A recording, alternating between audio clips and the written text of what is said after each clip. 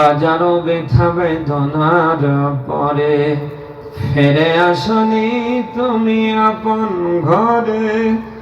দিনের আলো তুমি সরিয়ে দিতে চলে গেলে মদিনায় মক্কা ছেড়ে। হে রাসূল তোমাকে ভুলি আমি কেমন করে। খেয়ে না খেয়ে দিন প্রচারের কাজে নিজেকে দিয়ে সব বিলিয়ে, তাই ফিরে কাফিরেরা চিনল নাই জালো। দুষ্ট ছেলেদের পিছু দিল লেলিয়ে। পাথরের আঘাতে ক্ষত বিক্ষত হয়ে সারা শরীর থেকে রক্ত ঝরে। হে রাসূল তোমাকে ভুলি আমি কেমন করে।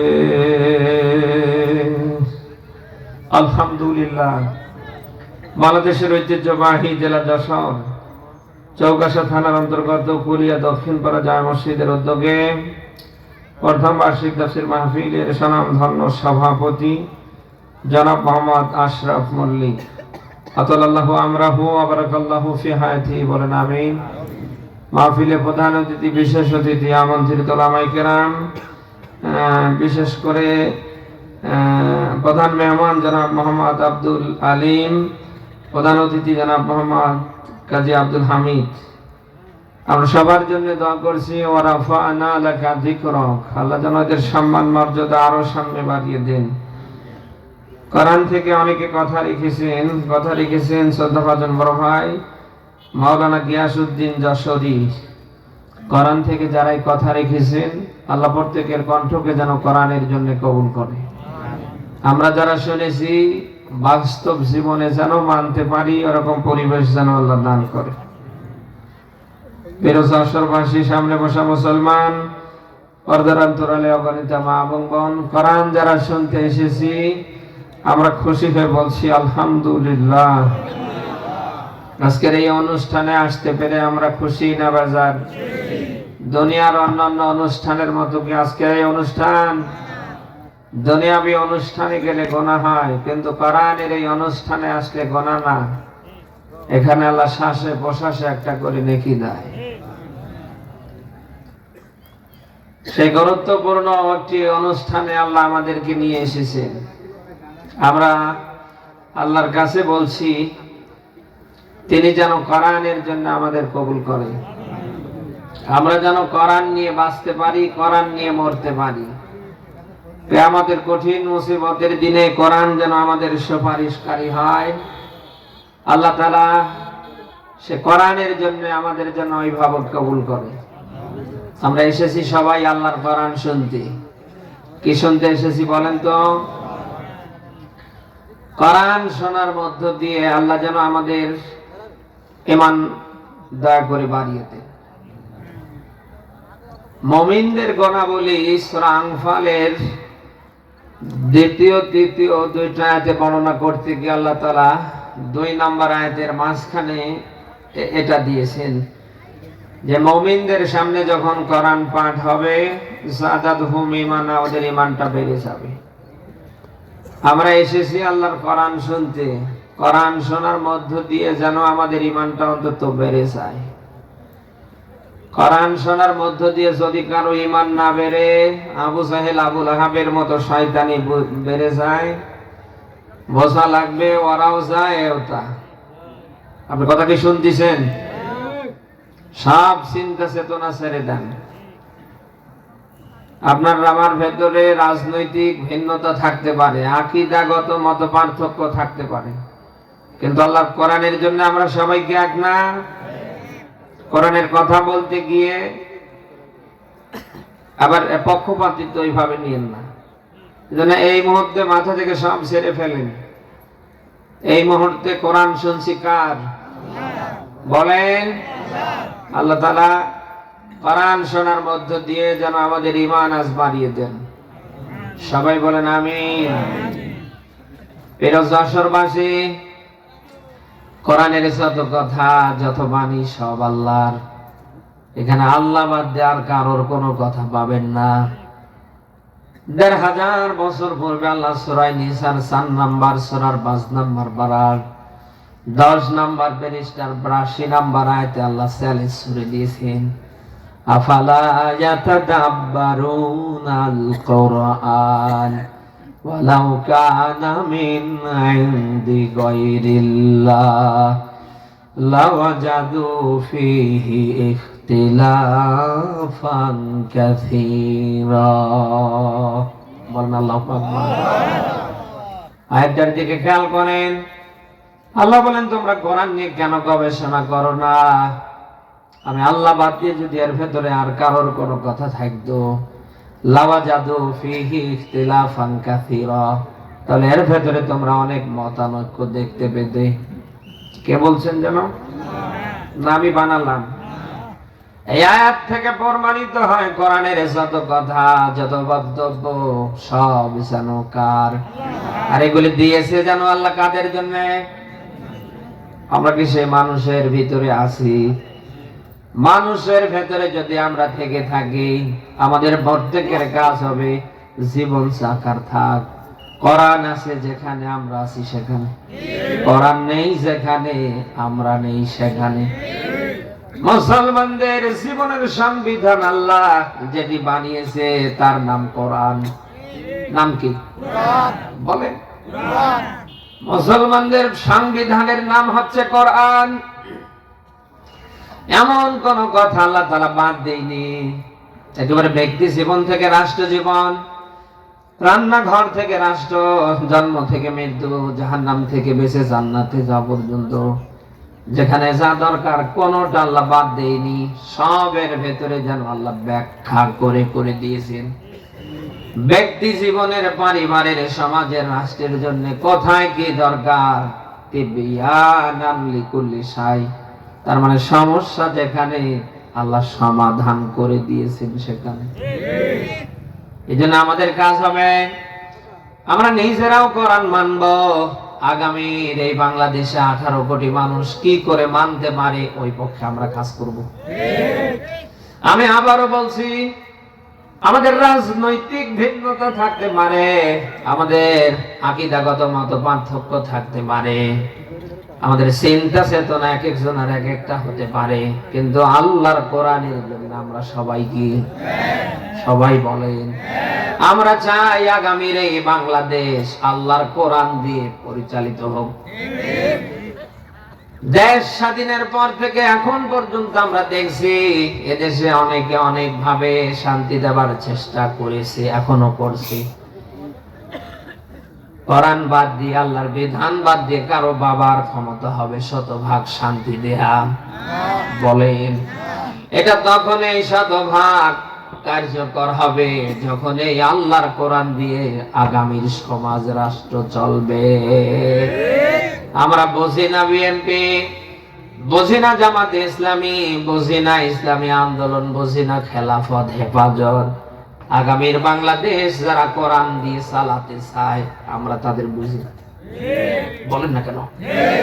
আমরা অনেকের শাসন অনেক ভাবে দেখেছি, আমরা সামনে দেখতে চাই আল্লাহর কোরআনের শাসন। আপনি যদি নিজেকে মুসলিম দাবি করেন, নামের আগে মোহাম্মদ লিখে নামের শেষে হোসেন মিয়া রহমান লিখে আগা কেটে গরুর গোশত খেয়ে আপনি নিজেকে যদি মুসলিম ইমানদার দাবি করেন, আপনি কখনো এর বিরুদ্ধে যেতে পারেন? বলেন বলেন বলেন বলেন। হ্যাঁ, এর বিরুদ্ধে কথা থাকতে পারে। সংখ্যালঘু দাবি করছে যারা, তাদের, যারা হিন্দু, যারা বৌদ্ধ, যারা খ্রিস্টান, অন্যান্য বিধর্মী যারা, তাদের আপত্তি থাকতে পারে। আপনার তো একটা পরিচয় আছে, আপনি মুসলিম, আপনার তো আপত্তি থাকতে পারে না। আল্লাহর বিধান দিয়ে সমাজ চলবে, রাষ্ট্র চলবে। মুসলমানের ভেতরে জন্ম নিয়ে যদি কারোর আপত্তি থাকে, ওর ব্লাড টেস্ট করে দেখবেন মুসলমানের রক্ত ওর ভেতরে নেই। মুসলমানের রক্তে পৃথিবীতে আসেনি। আপনি কথা কি শুনতেছেন? মুসলমানের জীবনের সংবিধান হচ্ছে আল্লাহর কোরআন। সেই কোরআন দিয়ে আগামীর দেশ চলবে, রাষ্ট্র চলবে। কোন মুসলমান বাধা হয়ে দাঁড়াতে পারে বলেন? যদি কেউ বাধা হয়ে দাঁড়ায়, বুঝতে হবে ওটা মুসলমানের রক্তে আসে নাই, ওর রক্তের ভেতরে ভিন্নতা আছে। আশ্চর্যজনক হলেও সত্য, এই দেশে আমরা দেখতে পাচ্ছি কোরআনে কারিমের তেলাওয়াত দিয়ে মানুষ নামাজ আদায় করছে, একেবারে ফজর থেকে এশা, একেবারে ইশরাক আওয়ামিন তাহাজ্জুদ সহ। অথচ সেই কোরআন দিয়ে সমাজ রাষ্ট্র চালানোর ডাক দিলেই অনেকে গরম হয়ে যায়। বলে না কেন? এরকম মানুষ দেশে নেই। আপনি কোরআনের তেলাওয়াত দিয়ে নামাজ পড়েন, সেই কোরআনের সমাজ রাষ্ট্র গঠন করার কথা বললেই তখন আপনি রেগে যান। কেন আমারে বলেন তো? আপনি নামাজ পড়বেন কোরআনের তেলাওয়াত দিয়ে, আগামীর সমাজ রাষ্ট্র কোরআন দিয়ে পরিচালিত হবে, আপনি ওই পক্ষে হাত রাখতে চান না। তার মানে আমাদের আর বুঝতে বাকি নেই, আপনি মুসলিমও না, মুমিনও না, হয় আপনি কাফের নতুবা মুনাফিক। কাফের, মুনাফিক, মুশরিক যারা, ওরা কখনো চাইনি কিয়ামতের আগ পর্যন্ত, ওরা কখনো চাইবে না যে আল্লাহর বিধান দিয়ে সমাজ চলুক, রাষ্ট্র চলুক। কাফের, মুশরিক, মুনাফিকরা ভালো করে জানে আগামীর বাংলাদেশ যদি আল্লাহর বিধান দিয়ে চলে, আমরা যে জাতের জাত, আমরা যা করছি 24 ঘন্টায় দেশে আর চলবে না। বলেন না কেন? আমি আবারও বলছি, যারা কাফের, যারা মুশরিক, যারা মুনাফিক, এই 3 শ্রেণীর মানুষ বাদ দিয়ে আগামীর বাংলাদেশ আল্লাহর কোরআন দিয়ে চলবে। এর বিরুদ্ধচারণ কেউ করতে পারে না, সামনে পারবে না। মুসলমানের ঘরে জন্ম নিয়ে যারাই বিরুদ্ধচারণ করবে, হয় বুঝবেন ওটা মুশরিক, হয় মুনাফিক, নতুবা ওটা কাফের। মরে যাবার পরে অন্তত ওর জন্য গোসল, কাফন, ওর জন্য জানাজা, কবর কিচ্ছু দেওয়ার দরকার নেই। যদি পারেন ওরে পানিতে ভাসিয়ে দেন, নতুবা ওরে আগুনে পুড়িয়ে ফেলেন। যে লোকটা জীবন মুসলমানের ঘরে জন্ম নিয়ে আবু জেহেল, আবু লাহাব, আব্দুল্লাহ ইবনে উবাইর মতো সর্বাত্মক প্রচেষ্টা চালিয়েছে বাংলাদেশ যেন কোনোভাবে আল্লাহর বিধান দিয়ে না চলে, ওরা মরে যাবার পরে ওর কিসের জানাজা, ওর কিসের কবর? ওরে হয় পানিতে ভাসিয়ে দেবেন, নতুবা আগুনে পুড়িয়ে ফেলবেন। এরকম মানুষ তাই যশোরে নেই।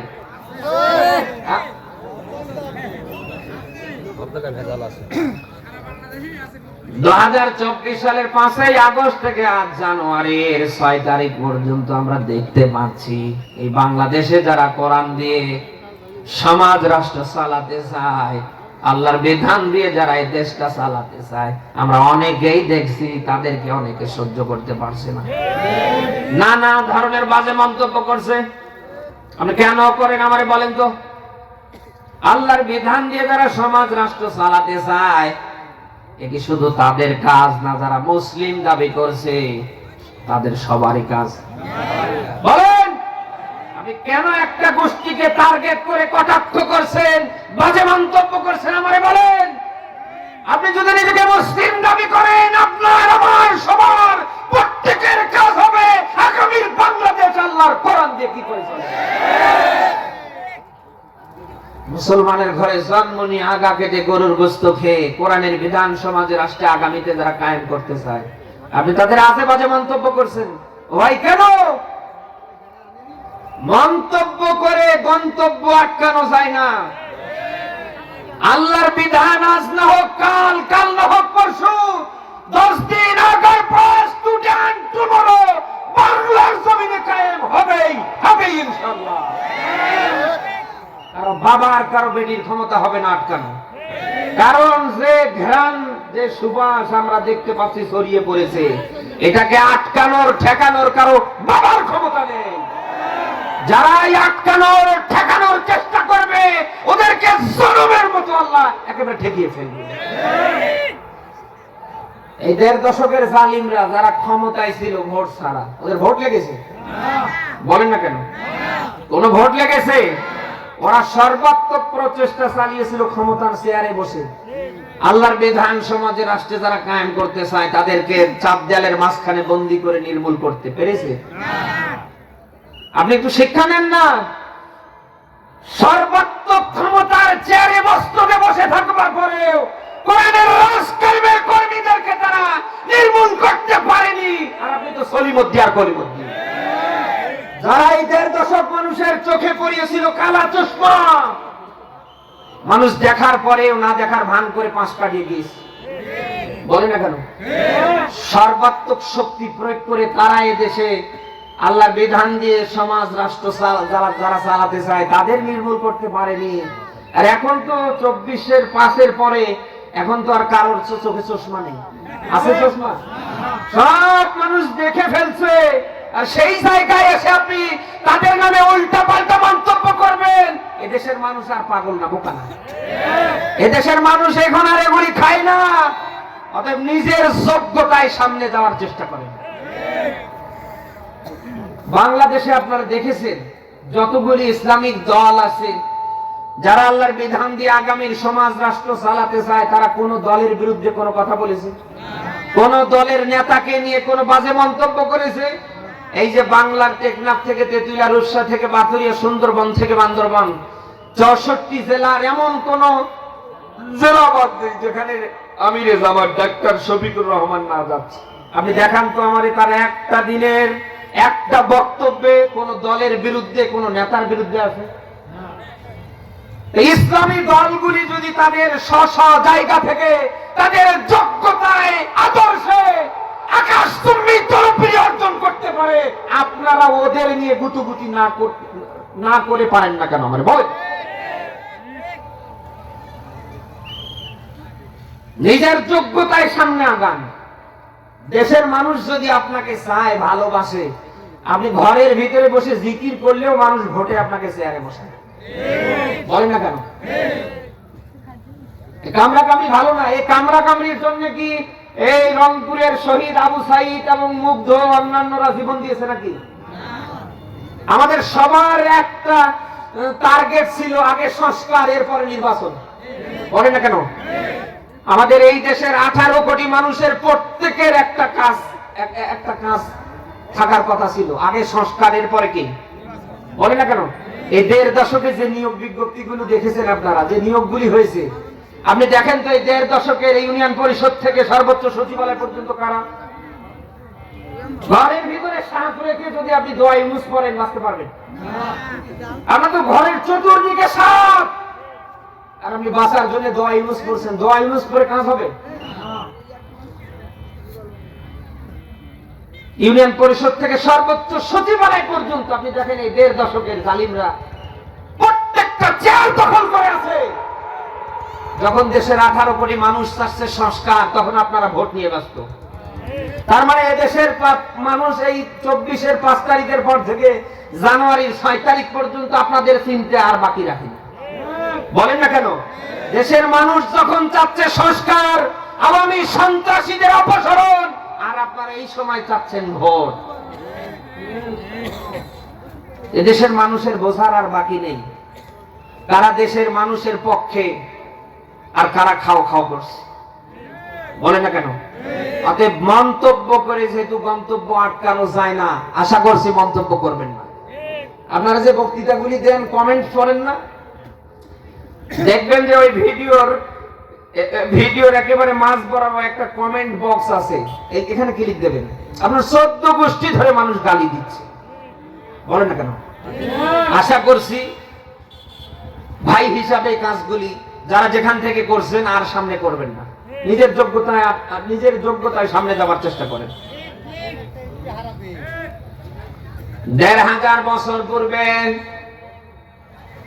আল্লাহ তাআলা নিজেই ব্যাখ্যা দিয়েছেন, কোরআন নাজিল করেছি আমি, এর সংরক্ষণের হেফাজতের দায়িত্ব নিয়েছি আমি।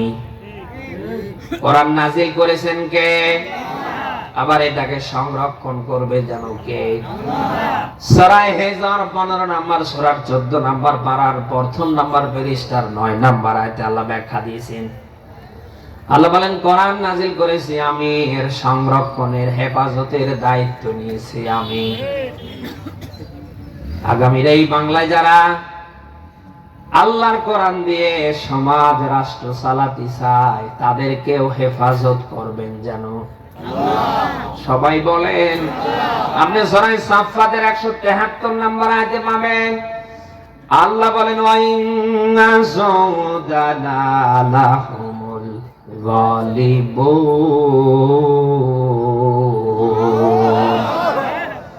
আল্লাহ বলেন আমার বাহিনী যারা আমার বিধান কায়েমের পক্ষে যারা আমার দ্বীন প্রতিষ্ঠার পক্ষে যারা আল্লাহ বলেন আমার এই বাহিনী আমার এই কর্মীকে আমি আল্লাহ বিজয়ী করব। কে বলছেন জানো? সূরা মুজাদালার 21 নম্বর আয়াতে আল্লাহ ব্যাখ্যা দিয়েছেন কাতাবাল্লাহু লা আগলিবান্না আনা ওয়া রাসূলি। আল্লাহ বলেন আমি লিখে দিয়েছি আমি আল্লাহ আমার রাসূল আমি আল্লাহ এবং আমার রাসূলের দল যারাই করবে তারাই বিজয়ী। কে বলছেন?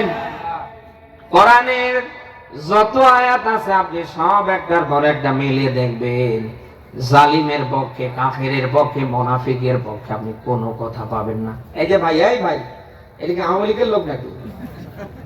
এই যে ভাই এই ভাই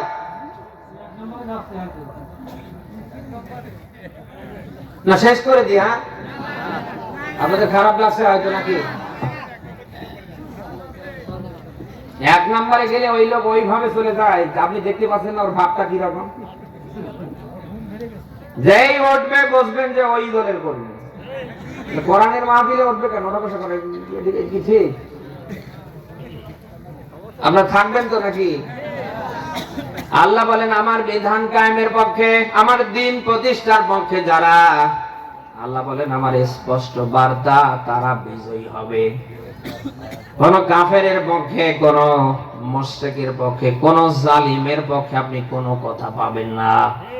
দুনিয়ায় যারা ঈমানদার যারা মুমিন যারা আল্লাহর বাহিনী এদের পক্ষে কথা দিয়েছেন কে? অতএব আজ না হোক কাল মুমিনদেরকে আল্লাহ বিজয় তিনি দেবেন না দেবেন না? আপনি যতই বিরোধিতা করেন আপনি ঠেকাতে পারবেন না।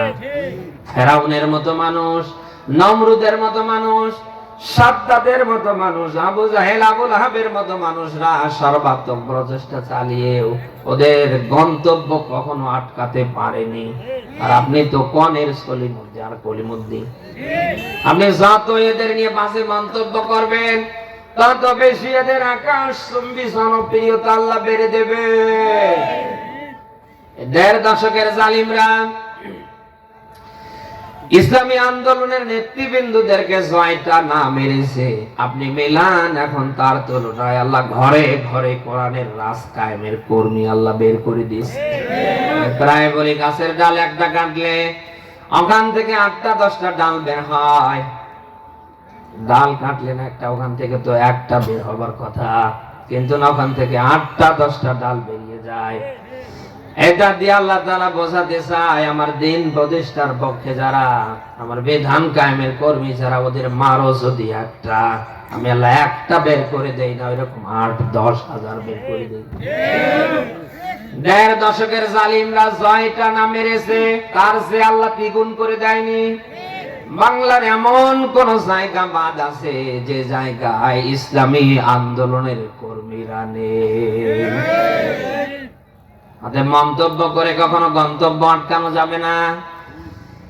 যা করছেন অন্তত ছেড়ে যান, বন্ধ করেন, আল্লাহর কোরআনের দিকে ফিরে আসেন। আপনি একজন মুসলিম, আপনি নিজেও কোরআন মানবেন।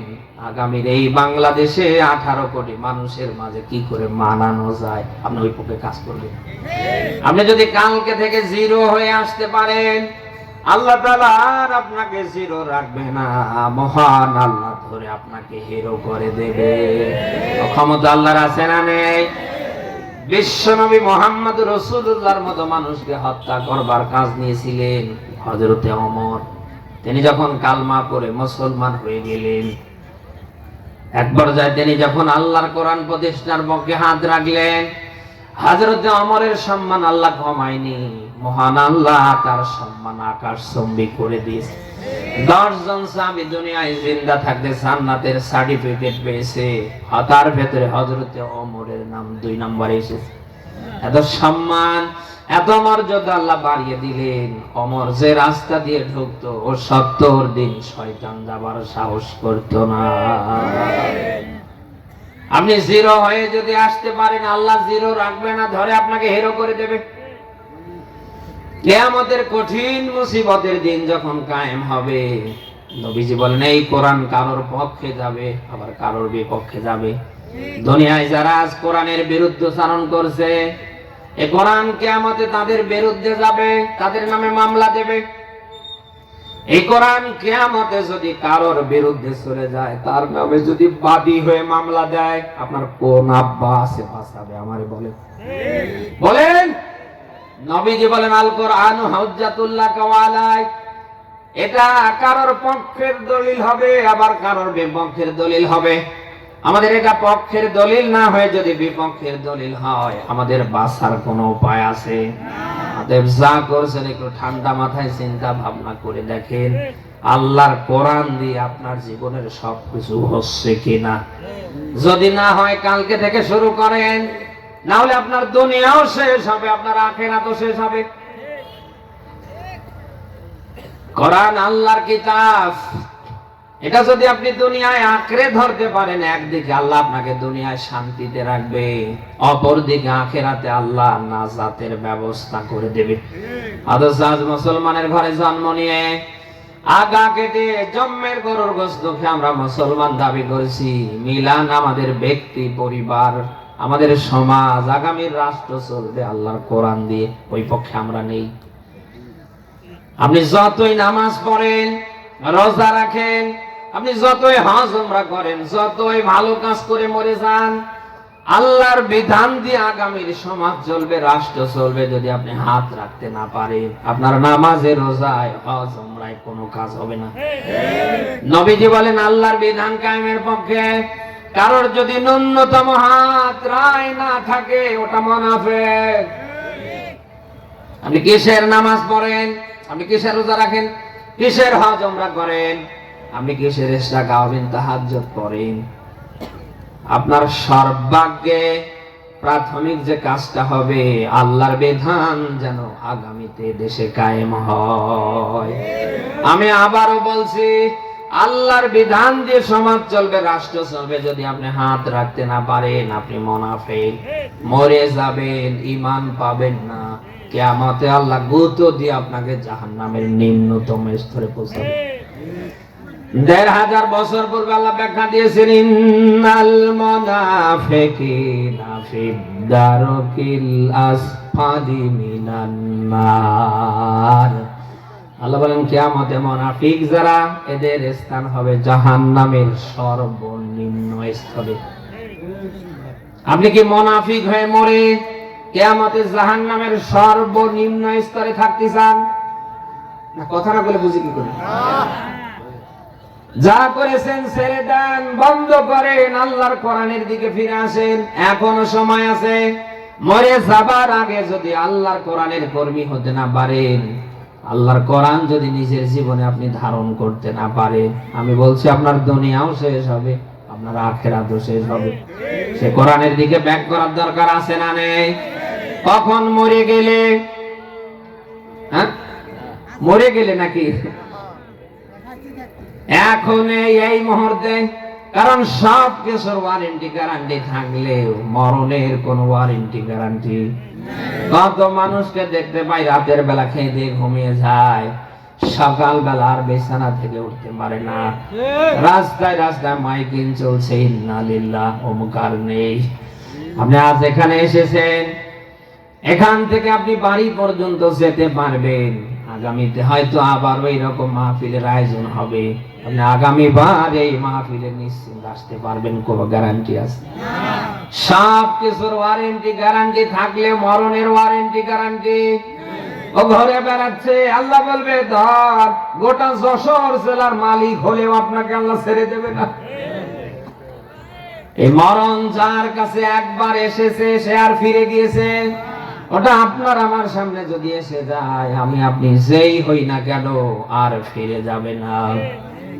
অতএব সেই মরণ আসার আগে অন্তত আমরা নিয়ত করি আমরা যেন আল্লাহর কোরআনের কর্মী হতে পারি, আমরা যেন সবাই আল্লাহর কোরআনের বিধান দিয়ে ব্যক্তি, পরিবার, আগামীর সমাজ, রাষ্ট্র চালার পক্ষে হাত রাখতে পারি। কারা পারবো দেখি? লিল্লাহে তাকবীর। আল্লাহ যেন কবুল করে। মরণ যদি কারোর সামনে আসে, সে যেই হয় না কেন, তাকে কিন্তু সামনে পেছনে আর ছেড়ে দেবে না। তার বাস্তব প্রমাণ বলছি। বাদশাহ সাদ্দাত 23টা রাষ্ট্রের স্বর্ণ মুদ্রা দিয়ে নিজের রেস্ট, নিজের আরামায়েশের একটা জায়গা বানিয়ে ফেললেন। আপনাদের মনে হয় কষ্ট হচ্ছে, দুটো পয়সা কেন ভাই? আরে হারাইছে, সমস্যা নেই। 23টা রাষ্ট্রের স্বর্ণ মুদ্রা দিয়ে নিজের একটা রেস্ট হাউস বানিয়ে ফেললেন। উদ্বোধন করবে, ফিতা কাটবে, ঢুকবে, বিভিন্ন দেশ থেকে অতিথিরা এসেছে। ঠিক গেট বরাবর একজন সাদা পোশাকধারী মানুষ দাঁড়িয়ে আছে। বাদশাহ গেটের কাছে আসার পরে দেখছে সাদা পোশাকধারী একজন মানুষ। ডাক দিয়ে বললেন, কে রে তুই? কোথায় তোর বাড়ি? কে চাস?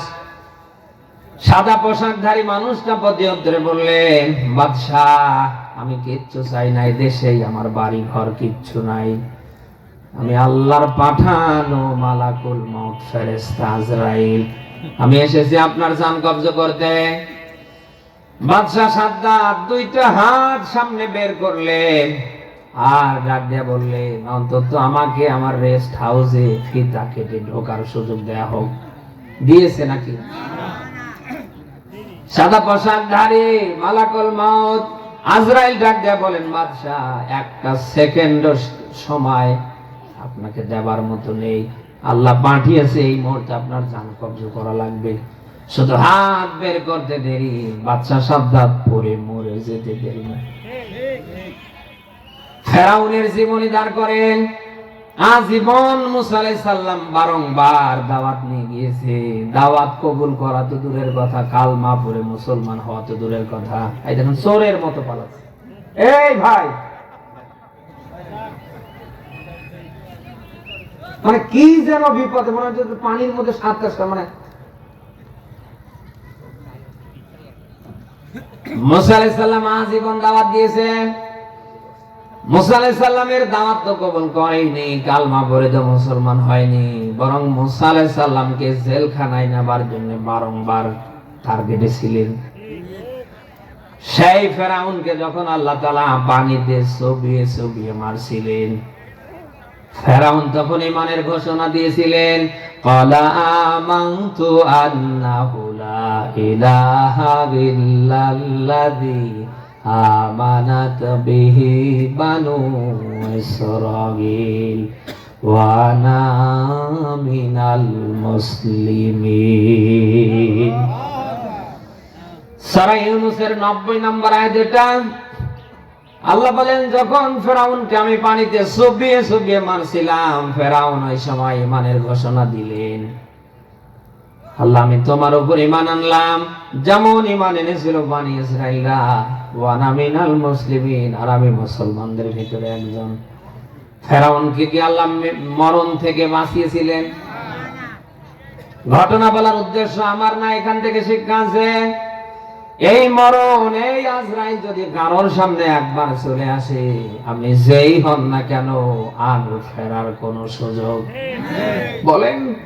১৫০০ বছর পূর্বে আল্লাহ ব্যাখ্যা দিয়েছেন, আল্লাযী খালাকাল মাউতা ওয়াল হায়াতা লিয়াবলুয়াকুম আইয়ুকুম আহসানু আমালা ওয়া হুয়াল আজিজুল গফুর।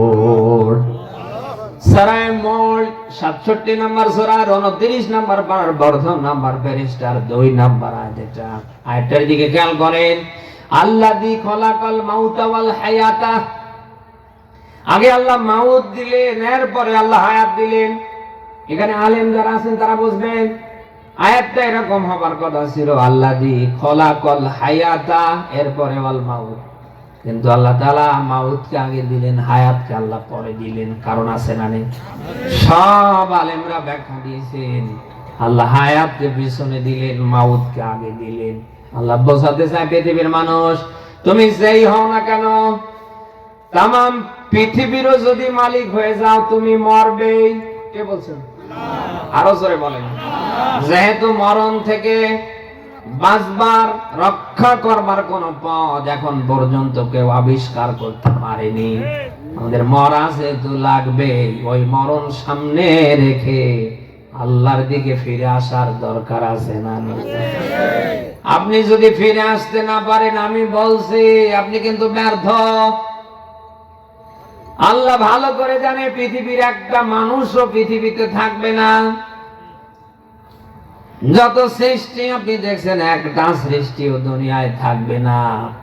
আল্লাহ জানে যে একটা বান্দা বান্দিও দুনিয়ায় থাকবে না। এরপরে আল্লাহ নিষেধাজ্ঞা দিলেন, ওয়ালা তামুতুন্না ইল্লা ওয়া আনতুম মুসলিমুন। সূরা আলে ইমরান 4 নম্বর পারার 2 নম্বর পৃষ্ঠার 102 নম্বর আয়াতের শেষ অংশ দেখেন। আল্লাহ বলেন, ওয়ালা তামুতুন্না, তোমরা মরবে না, মরিও না। আল্লাহ কি জানে না আমরা মরব? বলেন বলেন বলেন। আল্লাহ জানে আমরা মরব, এরপর আল্লাহ বলছে তোমরা মরবে না, মরিও না। ইল্লা ওয়া আনতুম মুসলিমুন, মুসলিম না হয়ে। কে বলছেন? মুসলিম কাকে বলে? মুসলিম শব্দটি এসেছে ইসলাম থেকে। ইসলাম থেকে মুসলিম। ইসলাম শব্দের বাংলা অর্থ হচ্ছে আত্মসমর্পণ, সারেন্ডার। আপনি যখন নিজেই আল্লাহর বিধানের কাছে, আমার আল্লাহর কাছে আত্মসমর্পণ করবেন, আপনার আপনার বলে আর কিছু নেই, সব যখন আপনি আল্লাহর সামনে তুলে ধরবেন, যখন আপনি আল্লাহর বিধানের কাছে, আল্লাহর ক্ষমতার কাছে, আল্লাহর ইসলামের কাছে নিজেকে আপনি সুপর্দ করবেন, সারেন্ডার করবেন, আপনি তখন হবেন মুসলিম। কথা কি শুনতেছেন? মানুষ মনে করে মাথায় টুপি একটা রাখলে, আর ওপর পাগড়ি, আর ওপর জব্বা, বিশেষ করে আমরা জানি আগা কেটে আর গরুর গোশত খেতে পারলেই মুসলিম। এই আগা কেটে আর গরুর গোশত খেয়ে মুসলমান হওয়া যায়? আগা কেটে আর গরুর গোশত খেয়ে যদি আপনি মুসলিম দাবি করেন, আর যারা সংখ্যালঘু দাবি করছে অনেকের আগা কাটা আছে। আপনি যদি গরুর গোশত খেয়ে নিজেকে মুসলিম দাবি করেন, সংখ্যালঘুর ভেতরে অনেকেই গরুর গোশত খেতে ভালোবাসে। আমার বাস্তবতার একটা কথা বলছি। আমার এই ড্রাইভারের আগের এক ড্রাইভার নাম ছিল বাপ্পি। আমি নিজেও জানতাম না যে ও হিন্দু। আমার সাথে এমন মসজিদ মাদ্রাসা এমন কোন জায়গা বাদ নেই, আমিও যেখানে সেও সেখানে। আমি কি ও বসলে আর উঠতে চাইতো না? আমি তো 2-1 টুকরো কোন রকম খাবার পরে আর খেতে পারি না। দেখছি ও বসলে আর উঠতে চায় না। এই ড্রাইভার গাড়িতে আসার পরে ও আমারে বলছে, আগের ড্রাইভার কে আপনি চেনেন? বলছে না তো। নাম বাপ্পি, ঠিক আছে, কিন্তু ও বাপ্পি না, বাপ্পি চন্দ্র রায়। মাথায় হাত চিন্তা করলাম, আল্লাহ, আমার সাথে সারা বাংলাদেশের বিভিন্ন জেলায় গিয়েছে, কোনদিন দেখিনি। বারণ করেছে এটা কিসের গোশত, গরু না, দিয়েন না। বরং আমি যতটুকু খেয়েছি তার চেয়েও ডাবল খেয়েছি। আপনি আগা কেটে গরুর গোশত খেয়ে মুসলমানের দাবি করতে পারেন না। আপনি তখন এই নিজেকে মুসলমান হিসাবে দাবি করতে পারবেন যখন আপনি আল্লাহর বিধানের কাছে, আল্লাহর আইনের কাছে, আল্লাহর ইসলামের কাছে নিজেকে আপনি সুপর্দ করে দেবেন। তার মানে আপনার ব্যক্তি জীবন, আপনার পরিবার, আগামীর রাষ্ট্র, আগামীর সমাজ যখন আল্লাহর বিধান দিয়ে চলবার মতো একটা পরিবেশে আপনি হাত দেবেন, তখন দাবি করতে পারেন আপনি মুসলিম। আর আন্দাজে আমরা বলি যে আগা কাটলে আর গরুর গোশত খেলেই মুসলিম হয়ে যায়। কে বলেছে আপনাকে? আল্লাহ নিজেও জানেন পৃথিবীতে কোন মানুষ চিরদিন থাকবে না। এরপরে আল্লাহ বলছে, বান্দা তোমরা মরবে না, মরিও না। মুসলিম না হয়ে। কথা কি আপনারা শুনতেছেন? এখন সেই আল্লাহর দিকে আমাদের ফিরে আসার দরকার আছে না নেই? যা করেছেন ছেড়ে দেন, বন্ধ করেন। আপনার অপরাধ যদি পাহাড় পর্বতের সমান হয়, আল্লাহর ক্ষমা তার নিচে না তার উপরে। আপনি আমি অপরাধ করতে ভালোবাসি, ক্ষমা করতে ভালোবাসে। অপরাধ করা আপনার আমার কাজ, ক্ষমা করা কার কাজ? আপনি সূরা জুমারের 54 নম্বর আয়াতে ব্যাখ্যা পাবেন, আল্লাহ নিজেই যেন ডাক দিচ্ছেন, ওয়ানিবু ইলা রাব্বিকুম ওয়াসলিমু লা। আল্লাহ বলেন, ও বান্দা তোমরা আমার দিকে ফিরে আসো, ওয়াসলিমু লা, আমার কাছে আত্মসমর্পণ করো, সারেন্ডার করো।